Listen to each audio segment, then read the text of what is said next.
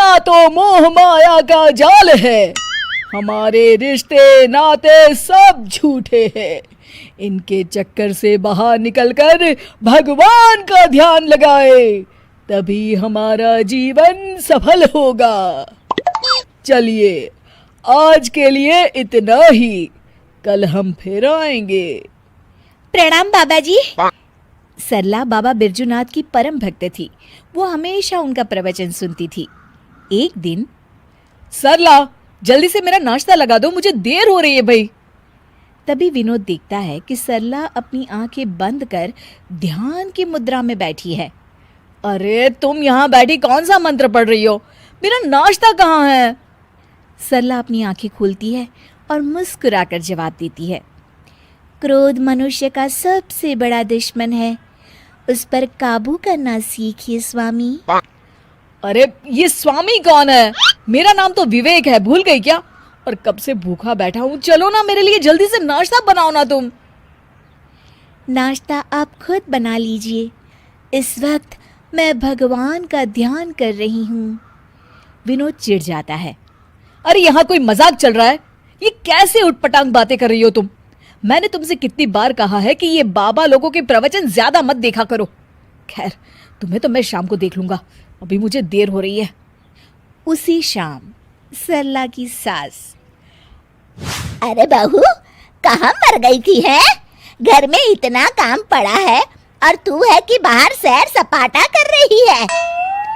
माँ जी, मैं तो मंदिर में कीर्तन करने गई थी। अरे वो सब तो ठीक है, पर घर के काम क्यों नहीं किए तूने? और ये किस तरह के कपड़े पहन रखे हैं तूने? नया फैशन है क्या? नहीं माँ जी, ये तो हम सन्यासियों के कपड़े हैं। आज से मैं सिर्फ भगवान की भक्ति करूंगी। अच्छा, और घर के काम कौन करेगा? घर के काम तो आप करेंगी माँ जी। अच्छा, मैं चलती हूँ, मेरा ध्यान का समय हो गया है। सरला अपने कमरे में चली जाती है। इस तरह सरला घर के काम करना बंद कर देती है और मजबूरी में सरला की सास को घर के सारे काम करने पड़ते हैं। कुछ दिनों के बाद, अरे बेटा, ऐसा कब तक चलेगा? इस बुढ़ापे में सुबह से शाम तक काम कर कर के लगता है मैं तो बहुत जल्द भगवान को ही प्यारी हो जाऊंगी। तुझे अपनी माँ की जरा भी चिंता नहीं है क्या? माँ, मेरी तो समझ में नहीं आता कि सरला का क्या करूं। एक बात बोलूं बेटा, जब से बहू सन्यासी बनी है तब से कुछ ज्यादा ही पेटू हो गई है। सारा दिन खाने का ऑर्डर देती रहती है। तभी दरवाजे पर सरला की सहेली कोमल आती है। नमस्ते माँ जी, सरला घर पर है क्या? हाँ है, अपने कमरे में। थोड़ी देर के बाद सरला अपने कमरे से आवाज देती है, माँ जी, 2 कप चाय ले आइएगा और साथ में कुछ नाश्ता भी। अरे जरा दम तो लेने दे महारानी। कुछ कहा क्या माँ जी? अरे कुछ नहीं बहू, आती हूँ चाय नाश्ता लेकर अभी। सरला की सास जैसे ही नाश्ता लेकर कमरे की तरफ जाती है कि दोनों के जोर जोर से हंसने की आवाज सुनाई देती है। सरला की सास वहीं रुककर दोनों की बातें सुन, बेचकर हिमालय चले जाएंगे भगवान की तपस्या करने। हैं?